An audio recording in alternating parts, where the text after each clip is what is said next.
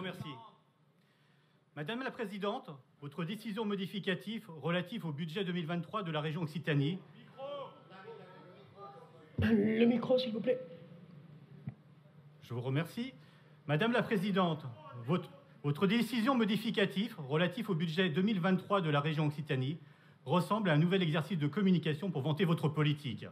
Et vos communicants essayent tant bien que mal à trouver de nouveaux éléments de langage chaque année afin d'éviter les copier-coller. Il est le reflet d'un catalogue de slogans et de procédures qui ne représentent en rien la feuille de route dont la région a tant besoin. Il ne trace pas le cap d'une région ambitieuse et responsable, centrée sur ses missions, préférant votre volonté de faire du saupoudrage. Vous allez répliquer sans doute avec des synonymes des années précédentes, comme un disque rayé, et même votre conviction semble parfois ébranlée. Il est vrai que vous êtes une bonne comédienne. Avec ce budget complémentaire, nous allons arriver à un volume global de 3,8 milliards, soit une augmentation de près de 266 millions d'euros par rapport au budget que notre collectivité a voté en décembre dernier. Il est vrai que nous subissons l'inaction du gouvernement Macron et de sa politique qui est mauvaise pour la France.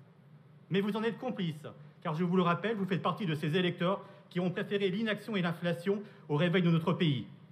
Un choix de bon sens aurait été de soutenir Marine Le Pen. Que dire de votre budget complémentaire? On note 2 millions d'euros pour les installations de production et d'acheminement d'énergie, sans trop rentrer dans le détail. Sans doute vous souhaitez continuer à défigurer nos paysages en continuant votre politique néfaste sur l'éolien. On remarque également les affectations d'autorisation de programme et d'engagement de fonctionnement en média planning, achat d'espaces publicitaires pour 2,3 millions. Ah oui, on va encore vous voir en photo dans les publi-reportages. On remarque plus de 700 000 euros pour les activités artistiques et manifestations culturelles, alors que ce n'est pas la compétence régionale et la priorité que devrait être le développement de l'économie et de l'emploi.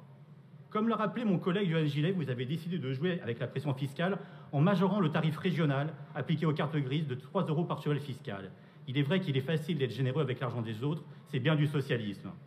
C'est pour cela que notre groupe a déposé un amendement afin d'éviter cette augmentation, en proposant des économies dans des dépenses néfastes et inutiles que les habitants d'Occitanie ne souhaitent pas.